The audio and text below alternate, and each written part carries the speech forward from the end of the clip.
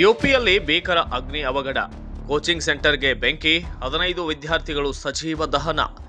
ಉತ್ತರ ಪ್ರದೇಶದ ರಾಜಧಾನಿ ಲಖನೌನಲ್ಲಿ ಹೃದಯ ವಿದ್ರಾವಕ ಅಗ್ನಿ ಅವಘಡವೊಂದು ಸಂಭವಿಸಿದ್ದು, ಕನಿಷ್ಠ 15 ವಿದ್ಯಾರ್ಥಿಗಳು ಸಾವನ್ನಪ್ಪಿರುವ ದಾರುಣ ಘಟನೆ ವರದಿಯಾಗಿದೆ. ಹಲವು ವಿದ್ಯಾರ್ಥಿಗಳು ಗಂಭೀರವಾಗಿ ಗಾಯಗೊಂಡಿದ್ದು, ಅವರಲ್ಲಿ ಕೆಲವರ ಸ್ಥಿತಿ ಚಿಂತಾಜನಕವಾಗಿದೆ. ಮಾಹಿತಿಯ ಪ್ರಕಾರ ಮಧ್ಯಾಹ್ನ ಸರಿಸುಮಾರು 3 ಗಂಟೆ ವೇಳೆಗೆ 3 ಮಹಡಿಯ ವಾಣಿಜ್ಯ ಕಟ್ಟಡದಲ್ಲಿ ಏಕಾಏಕಿ ಬೆಂಕಿ ಕಾಣಿಸಿಕೊಂಡಿತು. ಕಟ್ಟಡದಲ್ಲಿ ಕೋಚಿಂಗ್ ಸೆಂಟರ್, ಅನಿಮೇಷನ್ ತರಬೇತಿ ಕೇಂದ್ರ ಹಾಗೂ ಹಲವು ಅಂಗಡಿಗಳ ಮುಂಗಟ್ಟುಗಳು ಸೇರಿದಂತೆ ಕಾರ್ಯವನ್ನ ನಿರ್ವಹಿಸುತ್ತಿದ್ದವಂತೆ.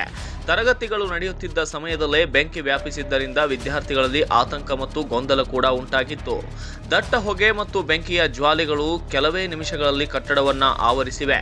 ಪ್ರಾಣ ಉಳಿಸಿಕೊಳ್ಳಲು ಹಲವು ವಿದ್ಯಾರ್ಥಿಗಳು ಕಟ್ಟಡದ ಕಿಟಕಿಗಳಿಂದ ಮತ್ತು ಮೇಲಂತಸ್ತಿನಿಂದ ಜಿಗಿದು ಹೊರಬಂದಿದ್ದಾರೆ.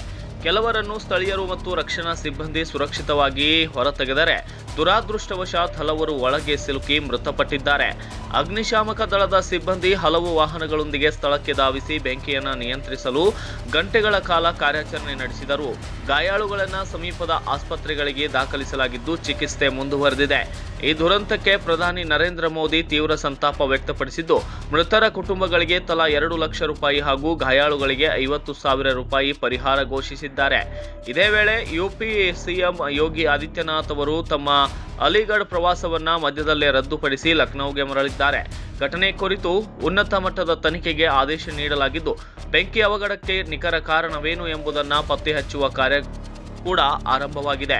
ಅಷ್ಟೇ ಅಲ್ಲದೆ ಪ್ರಾಥಮಿಕ ಮಾಹಿತಿಯ ಪ್ರಕಾರ ವಿದ್ಯುತ್ ಶಾರ್ಟ್ ಸರ್ಕ್ಯೂಟ್ ಅಥವಾ ಅಗ್ನಿ ಸುರಕ್ಷತಾ ಕ್ರಮಗಳ ಕೊರತೆ ದುರಂತಕ್ಕೆ ಕಾರಣವಾಗಿರಬಹುದು ಎಂಬ ಶಂಕೆ ವ್ಯಕ್ತವಾಗಿದ್ದರೂ ಅಧಿಕೃತ ವರದಿ ಇನ್ನಷ್ಟೇ ಹೊರಬರಬೇಕಿದೆ. ಈ ಘಟನೆ ಶಿಕ್ಷಣ ಸಂಸ್ಥೆಗಳು ಮತ್ತು ವಾಣಿಜ್ಯ ಕಟ್ಟಡಗಳಲ್ಲಿ ಅಗ್ನಿ ಸುರಕ್ಷತಾ ನಿಯಮಗಳನ್ನು ಕಟ್ಟುನಿಟ್ಟಾಗಿ ಪಾಲಿಸುವ ಅಗತ್ಯವನ್ನ ಮತ್ತೊಮ್ಮೆ ನೆನಪಿಸಿದೆ. ಈ ದುರಂತದಲ್ಲಿ ಮೃತಪಟ್ಟ ವಿದ್ಯಾರ್ಥಿಗಳ ಆತ್ಮಕ್ಕೆ ಶಾಂತಿ ಸಿಗಲಿ ಎಂದು ಪ್ರಾರ್ಥಿಸೋಣ ಹಾಗೂ ಗಾಯಾಳುಗಳು ಶೀಘ್ರ ಗುಣಮುಖರಾಗಲಿ ಎಂದು ಹಾರೈಸೋಣ. Bureau report, Kannada Janashree news, Lucknow.